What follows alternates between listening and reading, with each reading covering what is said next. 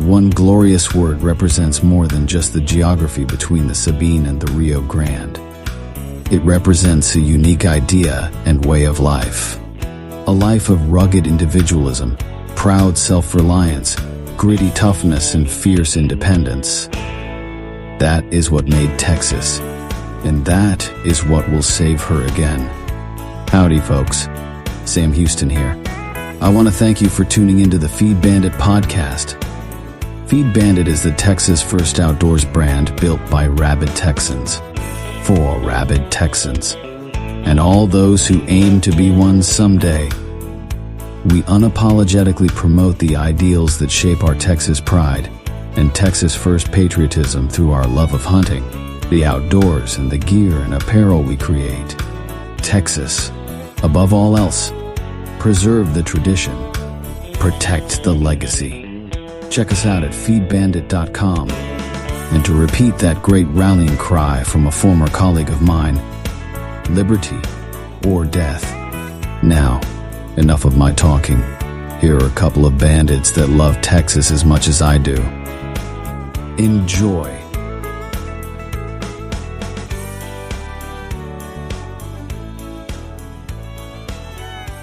Howdy, friend. Welcome back to the Feed Bandit podcast. Jimmy back with you. And on this one, we're going to continue our series on Story Hour. So it's a little outdoor stories. But first, a little Texas history. Did you know in May of 1835, the founder of DeWitt's colony dies in Mexico? So what does that mean? What does all that mean? Green DeWitt, impresario of DeWitt's colony, died in Monclova, Coahuila, Mexico, in May of 1835. DeWitt was born on February 12, 1787, in Lincoln County, Kentucky. In 1821, he was inspired by Moses Austin's widely bruited success in obtaining a grant from the Mexican government to establish a colony in Texas. Having seen Texas and visited Austin, DeWitt journeyed in March 1825 to Saltillo, the capital of the Mexican state of Coahuila y Tejas, where he petitioned the state government for a land grant. Aided by Austin and the Baron de Bastrop, he was awarded an impresario grant on April 15, 1825, to settle 400 Anglo-Americans on the Guadalupe River, and was authorized to establish a colony adjacent to Stephen F. Austin's. Although he was successful in attracting settlers to the colony, he was unable to fulfill his contract by the time it expired on April 15, 1831, and he failed to get it renewed. He spent his last years engaging in some limited commercial investments and improving his own land on the right bank of the Guadalupe River across from the Gonzales town site. In an attempt to improve his economic position and to secure premium land for settling 80 families, DeWitt journeyed in 1835 to Monclova, but he failed to acquire any land. While in Monclova, DeWitt contracted a fatal illness, probably cholera, and died on May 18th. So some of those names, of course, you'll recognize in there. Of course, Stephen F. Austin's, and then the Baron de Bastrop. I actually just drove through Bastrop several days ago. And then DeWitt, obviously, that he now has a county named after him. So we'll get to hit the history of that county, probably a little more into this history, when we get to the D's in our county series, Counties of Texas series. So be on the lookout for that. It's for all you folks that live in DeWitt County. All right, let's go get into our story hour. Okay, this story is titled In Fields Near Home. What happens when a distinguished novelist takes a literary look around the great American heartland, where he lives, works, and hunts? A book called The Unnatural Enemy is what happens. Vance Borgelli had already written 4 novels and would go on to write others when his book of hunting stories was published by the Dial Press in 1963. Critics and readers alike embraced Borgelli's eloquent and moving prose as something new and exciting in the realm of hunting literature. During my years as editor of Sports Afield in the 70s, I was determined to bring this wonderful story to our readers, even though the magazine in the main only published original pieces. I arranged to reprint a shorter version of In Fields Near Home, and also managed to get Vance Borjaley to do some original stories for Sports Afield. Here's a story I regard as one of the greatest pieces of hunting literature ever written, shorter than the full original story In the Unnatural Enemy, presented just as we ran it in Sports Afield in October 1970. Any autumn, every autumn, so long as my luck holds and my health, and if I win the race. The race is a long, slow one that has been going on since I started to hunt again. The race is between my real competence at hunting, gradually developing and gradually fading, the force of the fantasies which have sustained me while the skills are still weak. If the fantasies fade before the competence is really mine, I'm lost as a hunter because I cannot enjoy disgust. I will have to stop after all and look for something else. So I shan't write of any autumn, or every autumn, but of last autumn, the most recent and the most skilled, and not of any day, but a particular day, when things went really well. 7:45. No clock need wake me. 7:55. While I am pulling on my socks, taking simple-minded satisfaction in how clean my feet are from last night's bath, relishing the feel against them of heavy, close-knit wool, fluffed and warmed and freshly washed, the phone rings downstairs. I go down to answer it, stocking-footed and springy-soled, but I'm not wondering particularly who the caller is. I'm still thinking about clean feet and socks. Even 20 years after infantry training, I can remember what it is like to walk too far with wet lint, cold dirt, and calluses between the flesh and the matted stocking sole, and what it is like to long for the sight of one's own familiar feet and the opportunity to make them comfortable and unrepulsive. It is Mr. Burton on the phone. Hello? Hi. Yes, hi, Mr. Burton. Say, I've got some news. I called a farmer friend of mine up north of Waterloo last night. He says there are a lot of birds. His place hasn't been hunted for a week. Uh-huh. I thought we'd go up there instead.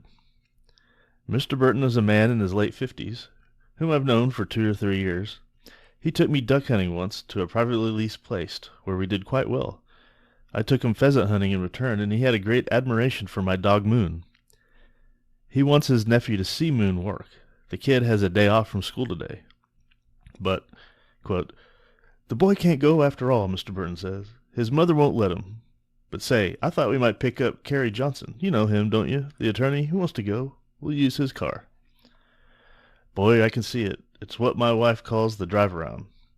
Mr. Burton will drive to my house. He will have coffee. We will drive to Johnson's house.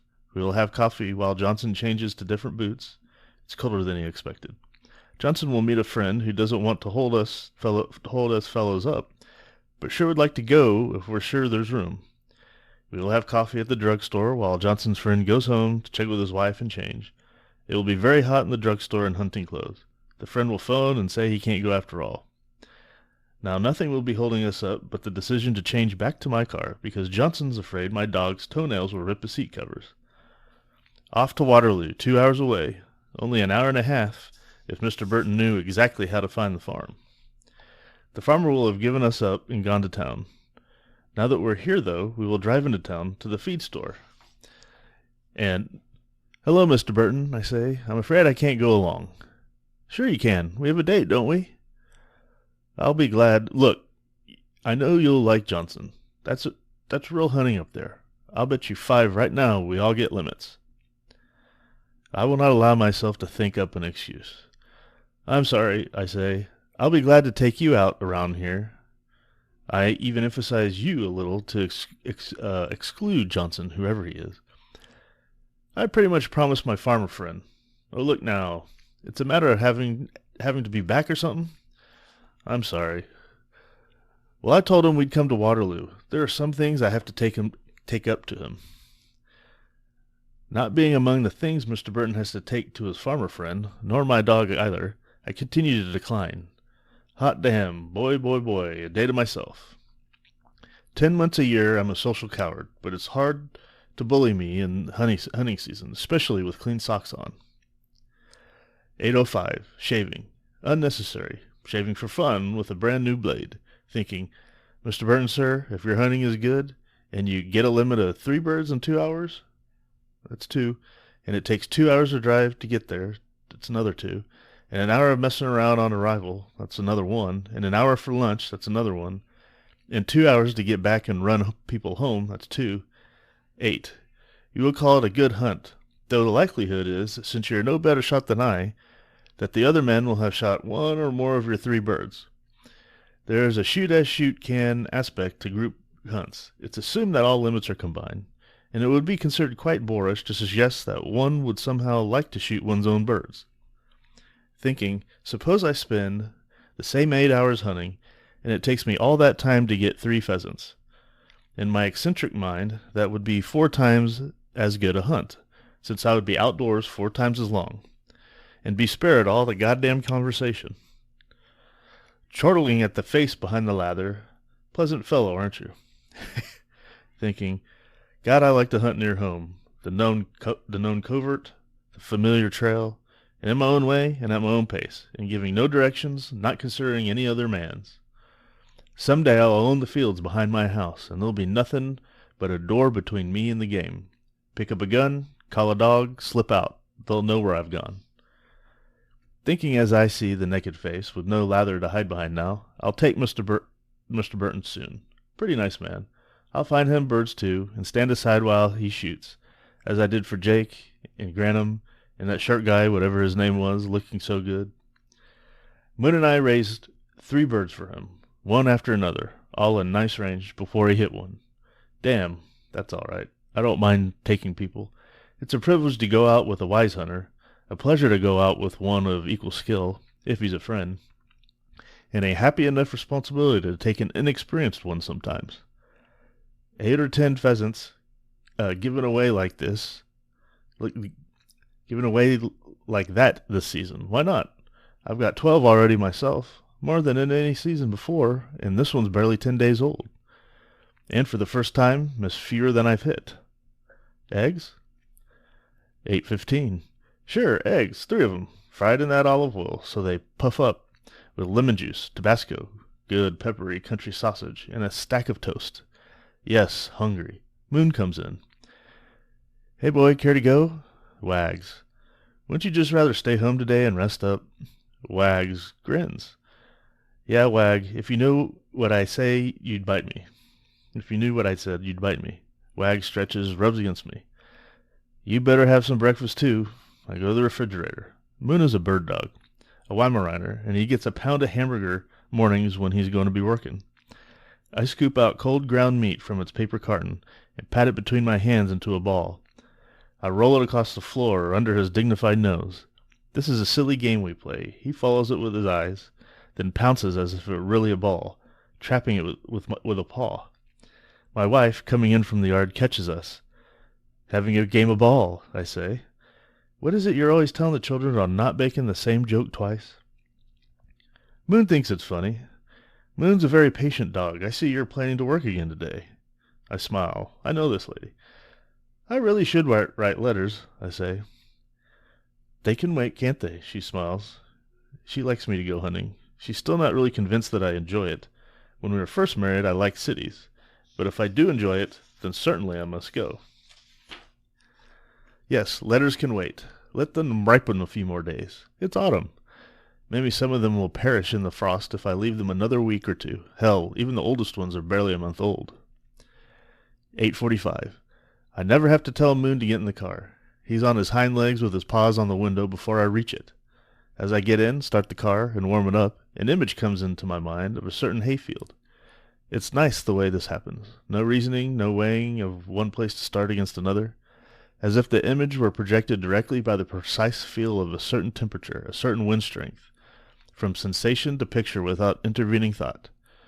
As we drive, I can see just how much the hay should be waving in the wind, just how the shorter grass along the highway will look, going from white to wet as the frost melts off, for suddenly the sun's quite bright. 8:55. I stop and look at the hayfield, as if sensation projected an image of it into my mind. Now it's as if my mind could project this same image expanded onto a landscape. The hay is waving just Just that much. The frost is starting to melt. Whoa, Moon, stay. I have 3 more minutes to think it over. Pheasant hunting starts at 9. Mooney, quiet boy. He's quivering, whining, throwing his weight against the door. I'll think they'll be in the hay itself. Tall grass, really, not a seeded crop. Anyway, and not in the shorter stuff that grows in the first 100 yards or so along the road, right? 8:58. Well, yeah, whoa. The season's made its turn at last. Heavy frost every morning now. No more mosquitoes or flies. Cold enough so that it feels good to move, not so cold that I'll need gloves. It's perfect. No more grasshoppers either. A sacrifice in a way. Pheasants that feed on hoppers in open fields are wilder and taste better than the ones that hang around corn. The season's made its turn in another sense. The long progression of openings is over. Rabbits, squirrels, September 15th.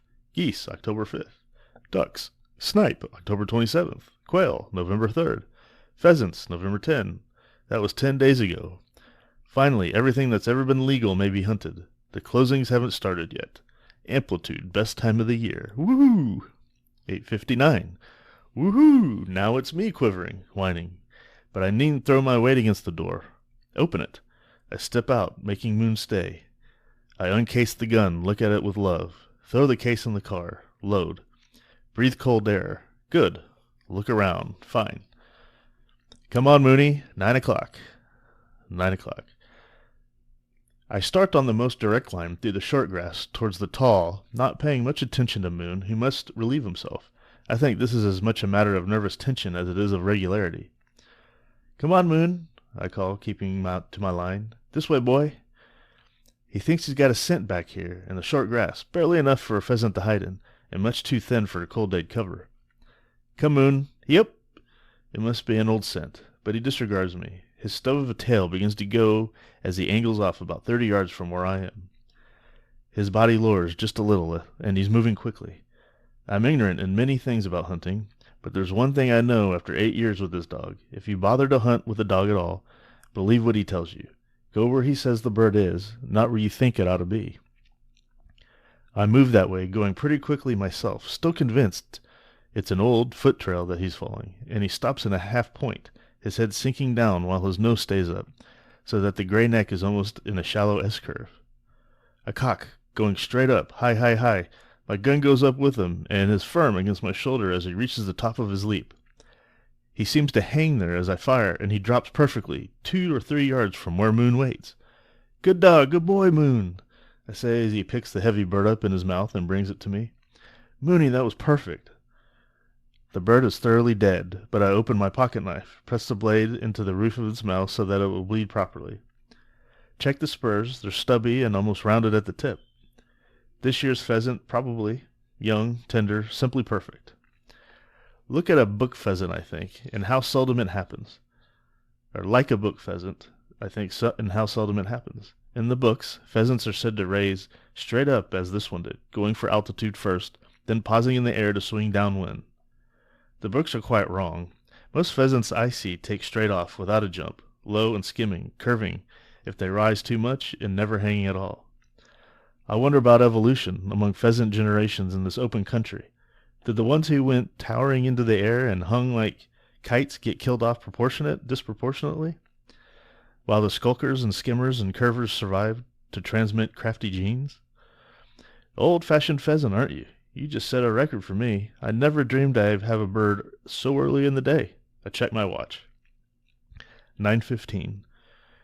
The device I was so hopeful of is not working out too well. It is a leather holder which slides onto the belt, and has a set of rawhide loops, as I was supposed to. I have hooked the pheasant's leg into a loop, but he swings against my own leg at the knee. Maybe the thing was meant for taller men. Moon, this way. Come around, boy. I feel pretty strongly that we should hunt the edge. The dangling bird is brushing grass tops. Maybe next time I should bring my trout creel, which is oversized, having been made by optimistic Italians. No half-dozen trout would much more than cover the bottom, but 3 cock pheasants might lie nicely in the willow, their tails extending backwards through the crack between the lid and body, and rigidity of the thing protecting them against as a game bag doesn't. Moon, come back here. Come around.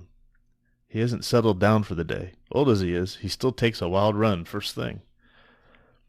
I'm pretty well settled myself. It's that bird bumping against my leg. Now Moon does come back into the area I want him, and the edge between the high grass and the low. There's a distinction between following your dog when he's got something and trusting him to weigh odds.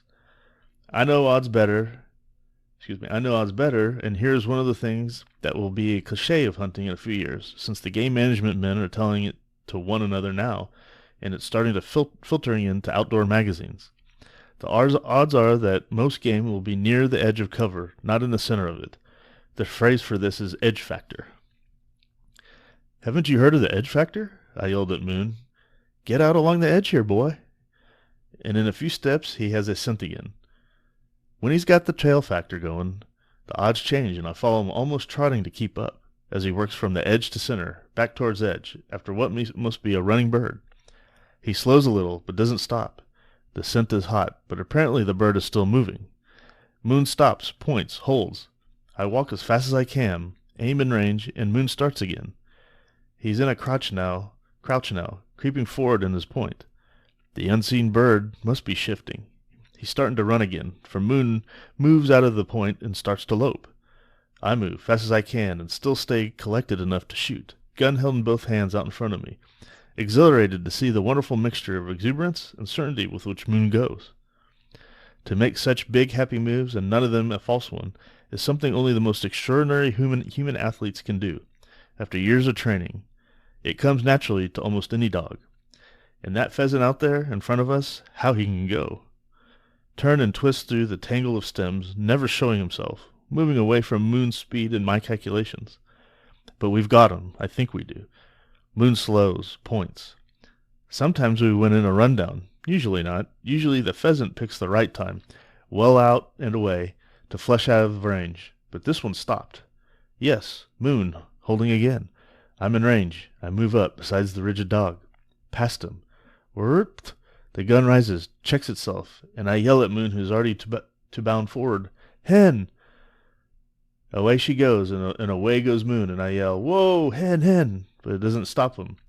He's pursuing as if he'd get up enough speed to rise out into the air after her. Whoa! It doesn't stop him. Woofed! That stops him. Stops me, too. A second hen. Woofed! Woofed! Two more, and another, and that makes 5 who are sitting tight. And then way out from this little group, through which he must have passed, and far from us, I see the cock, which is almost certainly the bird we were chasing. Hens don't run like that. And he flew up silently, without a cackle, and glide away across the road and out of sight. 9:30. There's got to be another, I say to Moon. A man I know informed me quite vehemently a week ago that one ought to never talk to a dog in the field, except to give commands. Distract him, the man said, keeps him too close. Tell you what, man, you run your dogs your way, and I'll run my dog mine, okay? We approach a fence where the hay field ends. The ground is clear for 20 feet before the fence line. Critical place. If birds have been moving ahead of us and are reluctant to fly, this is where they'll hide. They won't run into the open, and just as I put this card in the calculator, one goes up. Cut, cut, cut, bursting past Moon, full speed and low, putting the dog between me and him, so that while my gun's ready, I can't shoot immediately.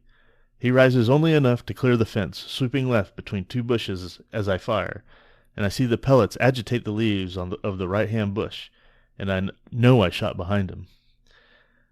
Moon, in the immemorial way of bird dogs, looks back at me with what bird hunters who miss having immemorially taken for reproach. We turn along the edge of paralleling the fence. He might not have been the only one we chased down here. Moon is hunting, working from fence to edge, very deliberate. Me too. I wouldn't like to miss again. Moon swerves to the fence row, tries some likely brush. Nope. Lopes back to the edge, lopes along it. Point. Very stiff, very sudden. 10 yards straight ahead. This is a beautifully awkward point. Moon's body curved into it, shoulders down, rear up, head almost looking back at me. This one really caught him. As now we'll catch the pheasant? So close. Dog so steady. I have the impression Moon's looking a bird straight in the eye. I move slowly. No need for speed. No reason to risk being off balance. Let's be so deliberate, so cool, so easy. The gun is ready to come up. I never have the feeling that I myself bring it up. Don't be off balance. He'll go now. Now? Nope. When he does, I'll try to tell myself, don't shoot too fast. Let the bird get out a little. But I'm really not that good and confident in my shooting. Thanks be for brush loads. Ought to have them in both barrels for this situation. While I have to kick the pheasant out, I'm within 2 steps of Moon, who hasn't stirred except for the twitching of his shoulder and haunch muscles. When the creature bolts, out he comes under Moon's nose, virtually between my legs if I didn't jump aside. A rabbit tearing for the fence row. I could recover and shoot. It's an easy shot, but not today. I smile, relax, and sweat flows. I'm not that desperate for game yet. I yell, "Whoa!" at Moon, and for some dog's reason, he obeys this time. I should punish him now for pointing fur. But it's my fault. Sometimes being a one-dog man, I shoot fur over him, though I recognize it is a genuine error in bird-dog handling. But with the long bond of hunting and mutual training between us, for Moon trained me no less than I did him, my taking a rabbit over him from time to time, or mongoose or kangaroo, is not going to change things between us. In any case, my wife's never especially pleased to see me bring a rabbit home, though the kids and I like to eat them. I pat Moon, who whoa'd for the rabbit. "Whoa, big babe," I say softly. "Whoa-zee, poser. Whoa-dee-da-blee-da-doo, big sweet Posner baby dog." I am rubbing his back. 10:40. Step out of the car, look around, work it out. The birds slept late this morning because of the wind and frost, and may therefore be feeding late. If so, they're in the field itself, which lies beyond 2 fallow fields. They roost here in the heavy cover, fly out to the corn, early on nice mornings. Later, if I'm correct, on a day like this. When they're done feeding, they go to what game experts call loafing cover.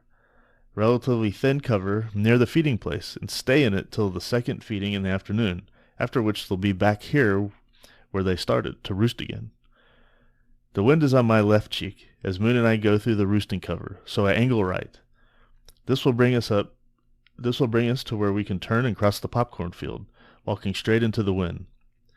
This will not only be better for Moon, for obvious reasons, but will also be better for shooting. Birds in open rows, hearing us coming, can sail away out of range very fast with the wind behind them. If it blows towards me, they'll either be lifted high, going into the wind, or curve off to one side or the other. Interesting little tip to take into account there. Another reason for walking into the wind. Get that bird kind of hovering. The ragweed, as we come up close to it, and Moon pauses before choosing a spot at which to plunge in, is 8 feet high, thick, dry, brittle, gray stem stuff which pops and crackles as he breaks into it. I move a few feet along the edge of the draw, shifting my position as I hear him working through, to stay as well in range of where he is as possible. I'm calmly certain there's a bird in there, even that it's a cock. I think he moved in ahead of us as we were coming up the field, felt safe when he saw us apparently about to pass by, and doesn't want to leave the defense overhead protection now. But he must. Moon will send him up in a moment, perhaps out of the far side where the range will be extreme. It will be a long shot, if that happens, and Moon is now at the far edge, is turning along it when I hear the cackle of the cock rising. For a moment I don't know where, I can't see him, and by the time I do, he's going out of my right, almost back towards me, having doubled away from my dog. Out he comes, already in full flight and low, with the wind behind him for speed.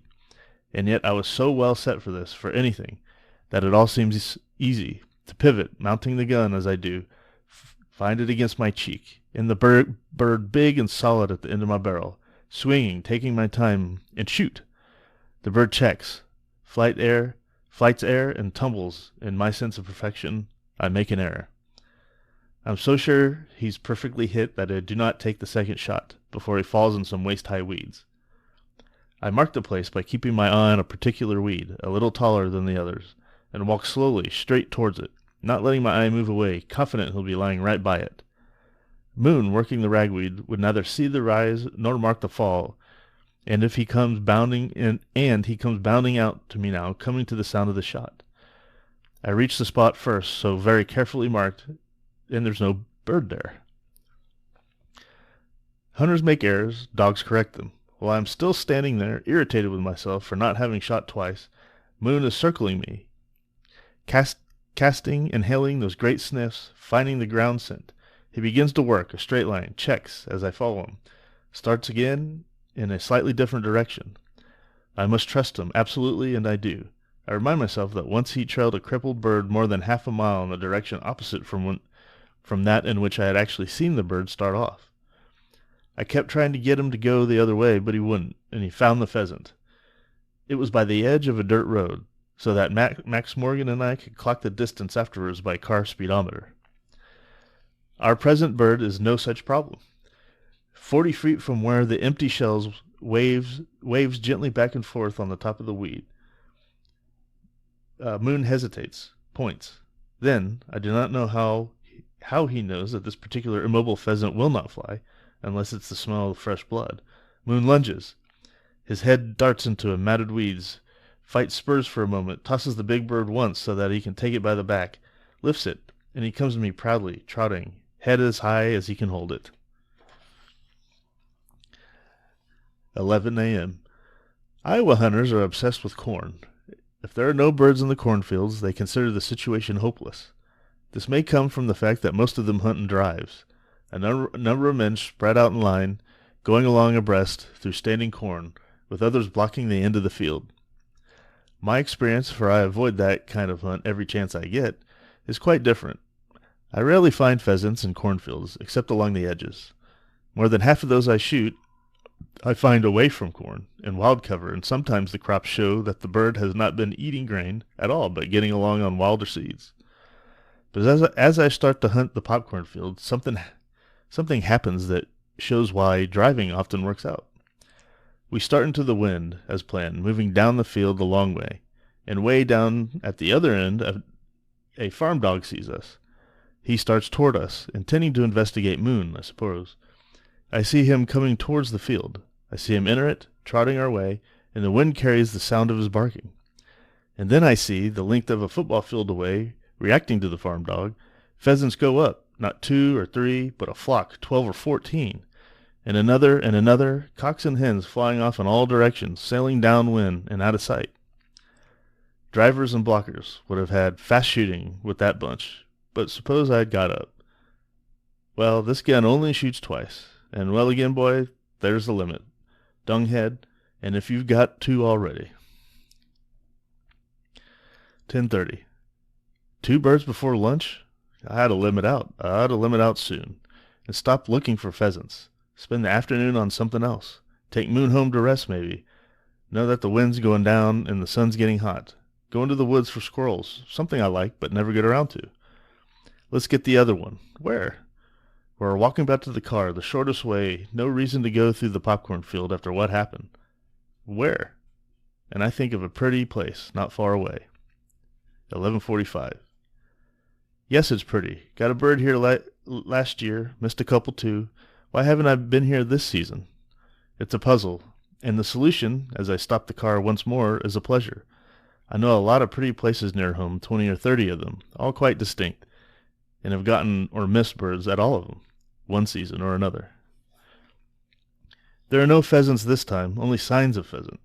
Roosting places full of droppings, some fresh enough so that they were dropped this morning. A place for the next windy morning. I put that idea in a safe place and move back, after Moon. He's pretty excited with all the bird scent, but not violently. It's not that fresh, towards the fence along the soybean field. We turn from the creek and go along the fence line 20 or 30 feet out toward an 8-acre patch of woods where I have often seen deer. And if I were a real reasoner or a real instinct man, not something in between, what happens would not find me unprepared. Moon goes into a majestically rigid point, foreleg raised, tail out straight, aimed at low bushes in the fence row. I hardly ever see him point so rigidly without first showing the signs he gives while the quarry is still shifting. I move in rather casually, suspecting a hen, but if it's a cock, rather confident after my last great shot. And there suddenly comes at me, buzzing angrily, a swarm of pheasants? Too small. Hornets? Sparrow? Quail! Quail drilling right at me, the air full of 'em, whirring and swerving to both sides. Much too late, surprised, confused, abashed, for this is classic quail cover. I flounder around, face back the way I came, and puff off a pair of harmless shots more in valediction than in hope of hitting. Turn back to look at Moon, and up comes a straggler, whirring all by himself, also past me. There are no easy shots on quail, but I could have him, I think, if both barrels weren't empty. He's so close that I can see the white on his neck and face, and know him for a male. Jock though I am, at least I'll mark him down, relieved that he doesn't cross the creek. Moon works straight to the spot where I marked the straggler, and sure enough he flushes, not giving the dog a chance to point, flushes high, and I snap, shoot, and he falls. Moon bounds after him and stops on the way, almost pitching forward like a car when its brakes lock. Another bird, ready. I hope I have my down bird marked. Careful. Whirr! I damn near stepped on him, and back he goes behind me. I swing 180 degrees, and as he angles, have him over the end of the barrel. As I fire, it seems almost accidental that I should be on him so readily, but it's not, of course. It's the one kind of shot that never misses, the unplanned reflexive shot, when conditioning has already operated before self-consciousness could start up. This quail falls in the soft maple seedlings, in a place I won't forget, but the first one may be hard. He's not. I find him without difficulty, seeing him on the ground at just about the same time that Moon finds him too. Happy to have him, I bring Moon back to the soft maple seedlings, but we don't find the second bird. 12:30. Lunch is black coffee in the thermos, an apple and an orange, and a sight of 2 quail and 2 pheasants, lying in a neat row on the car floor. I had planned to go home for lunch. It wouldn't take so very much time, but I would talk with my family, of course, and whatever is this noon that they're concerned with, I would be concerned with. And that would break the spell, as an apple and an orange will not. 12:45. Also 1:45, and I'm afraid 2:45. These hours repeat one another, and at the end of them I have 2 pheasants as before, 2 quail, and an afterthought. The afterthought shouldn't have run through my mind in the irritable state that it was in.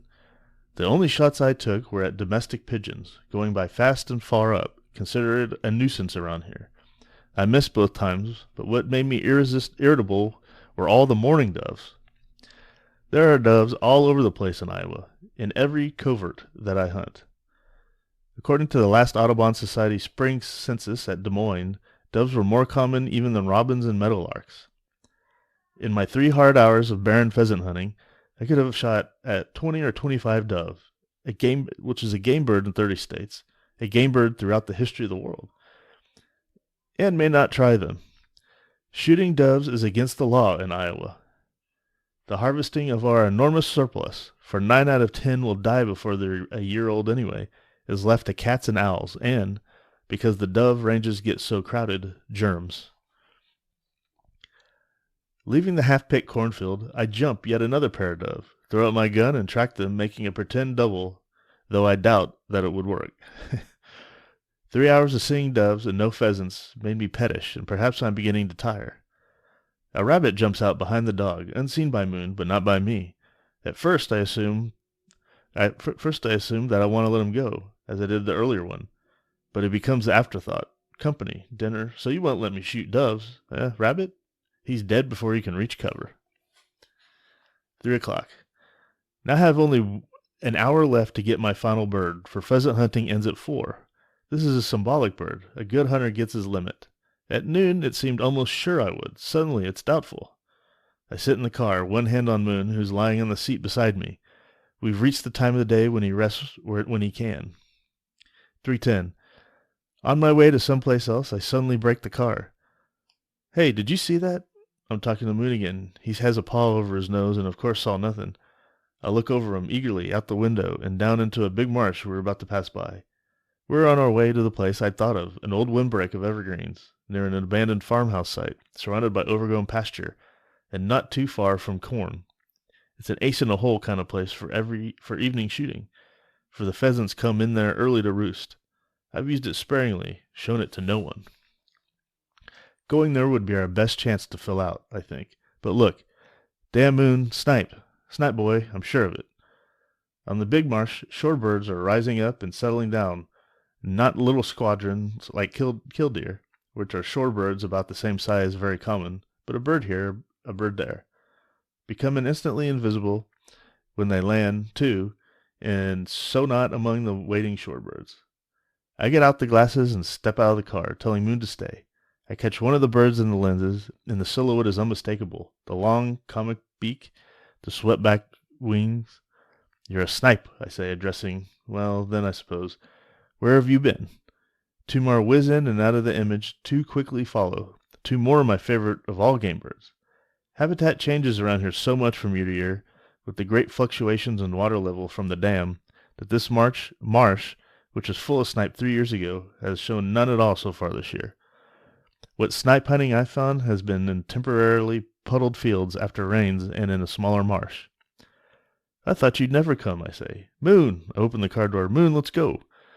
My heartiness is a little false, for snipe are my favorite bird, not Moon's. He'll flesh them if he must, but apparently they're distasteful to him, and when I manage to shoot one, he generally refuses even to pick it up, much less retrieve it for me. Managed to shoot one. Last year, on the first day I hunted snipe, I shot 16 shells before I hit my first. That third pheasant can wait there in the hole with the other aces.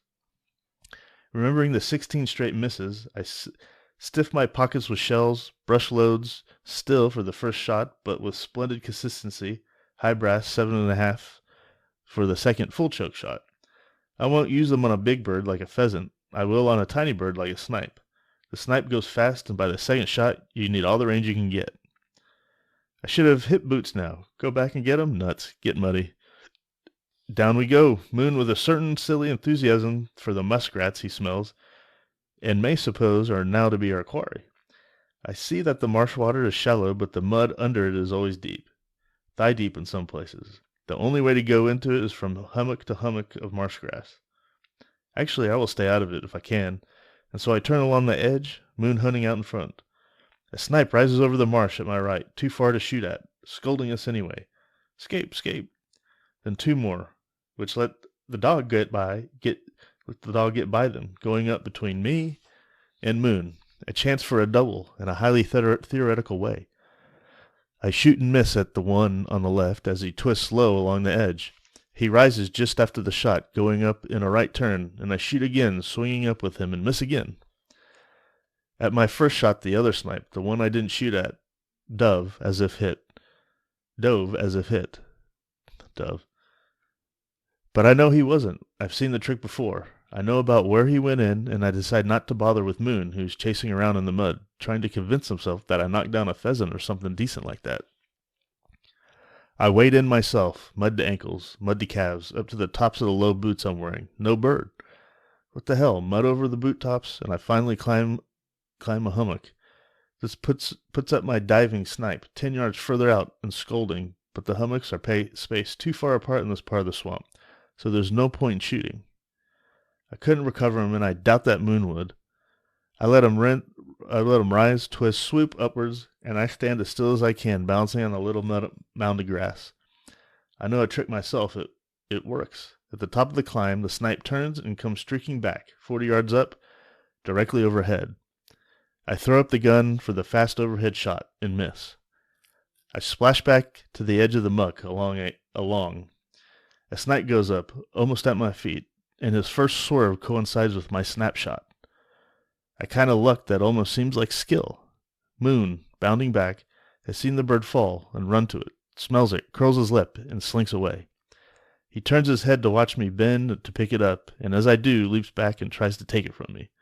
"Moondog," I say, addressing him severely by his full name, "I'm not your child to punish. I like this bird. Now stop it."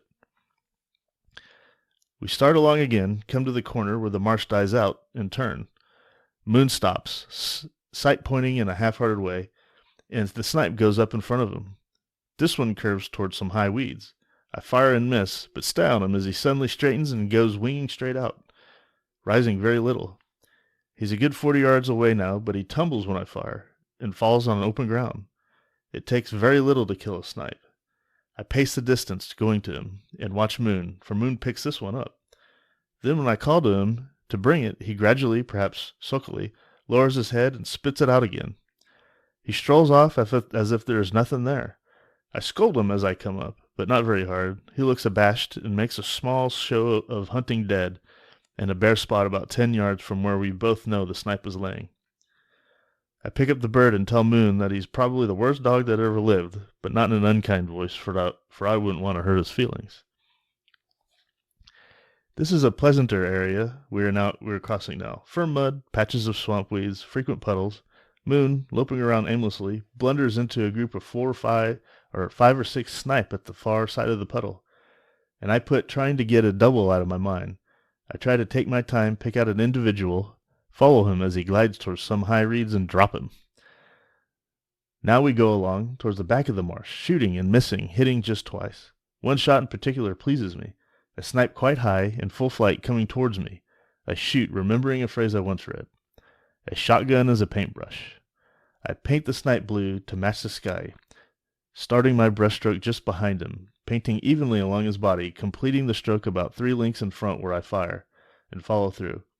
This is a classic shot, a memorable one, so much so that there are just 2 others I can put with it. One on a faraway pheasant last year, one on a high teal in Chile. The sky is all blue now, for the snipe is painted out of it and falls almost into my hand. It's just 3:55.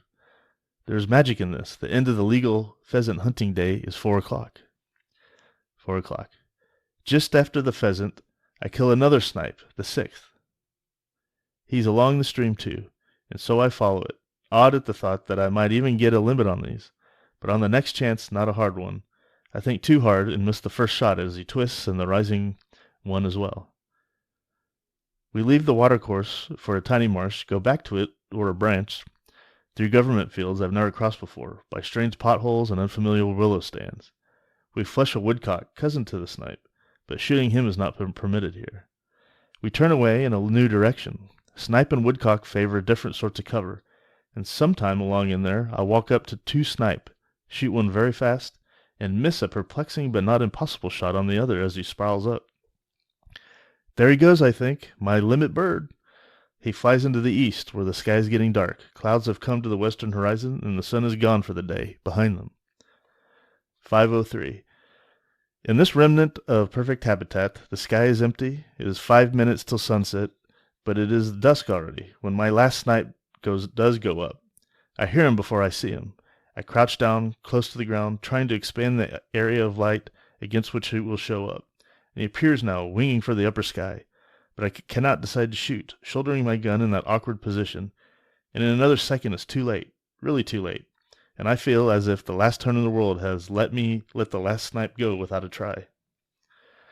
I straighten up reluctantly, unload gun, and wonder where I am. Suddenly I'm tired, melancholy, and very hungry. I know about which way to go, and start along, calling Moon, only half lost, dragging a little. The hunting is over, and home an hour away. I think of quail hunting in Louisiana, when we crouched, straining for shots at the final covey, as I did just now for the final snipe.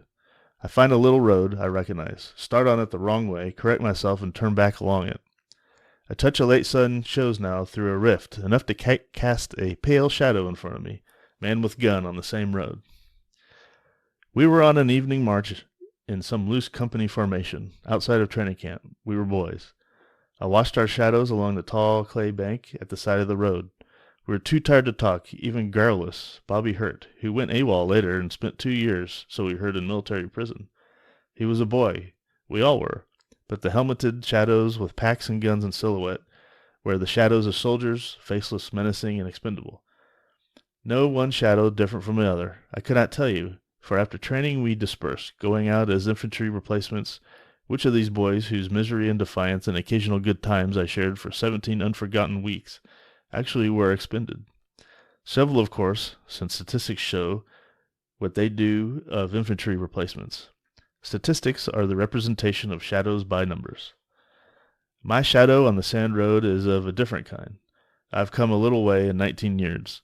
Whatever the world has done, I'm alone in a solitary place, as I wish to be, accountable only as I am willing to be held so. Therefore no man's statistic. Melancholy for the moment, but only because I'm weary, and coming to the end of this day, which, full of remembering, will be itself remembered. Moon is beside me. tired now too, throwing his own pale dog shadow ahead, and the hunter's shadow with him, the pheasant hanging from the hunter's belt, sniper bulging in the jacket. The image teases me. It is not the soldiers, but some other memory. An image, failing because the sun is failing. The rift closing very slowly. An image of a hunter, like. A dream? Not a dream, but the ghost of a dream. My old hunter and his dog at dusk dream. And the sun goes down, and the ghost with it, and the cars in sight, which will carry us home. Well, there you have it. Very interesting. A lot of good tips in that story, by the way. I especially like the shotgun as a paintbrush analogy. That's a real good one that I'll remember. And I think I may entitle this one that. That was a long one. I appreciate you if you stuck to the end of this story. Let me know what you think about these hunting stories. Some of the writing is interesting to say the least. I think because a lot of them were actually written in a day when people wrote at higher than 5th grade levels, which is a lot of what writing is done nowadays. But it makes sense because, as we lose attention spans, people want clear and concise communication, and I appreciate that. So, but I enjoy these stories. I hope you do too. Like I said, there's some good tips in there. I hope you could, pull those few tips out. And one of the interesting things that kind of struck me was how he talked about hunting alone, and something I like about hunting. I love being with buddies. It's better when you're out there with your buddies on the weekend and whatnot. But then when you're out there and you're hunting alone, it's just you and the animals, and then you make the decision on what to do. So it is an interesting dichotomy. Awesome sport, an awesome sport that we, can also take our children out there to learn these valuable lessons. So again, I hope you enjoyed that story. Really appreciate you listening to this episode of the Feed Bandit podcast. Stick around. Obviously, there's more to come. So again, I appreciate it, and support your local feed store. And remember, spread the word about the third Texas independence movement. It's coming. It's coming, baby. All right. Take care.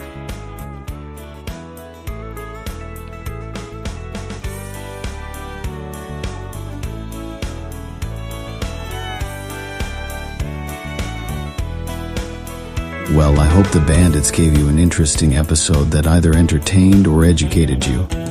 Or better yet, both. Hell, I told them this podcasting thing looks harder to do than defeating Santa Anna. So if you would, please help them out by sharing it with all your like-minded friends to help the Bandits get the word out. And don't forget to check us out at feedbandit.com and grab some gear and apparel to support the cause of Texas. Remember, Texas, above all else, preserve the tradition, protect the legacy.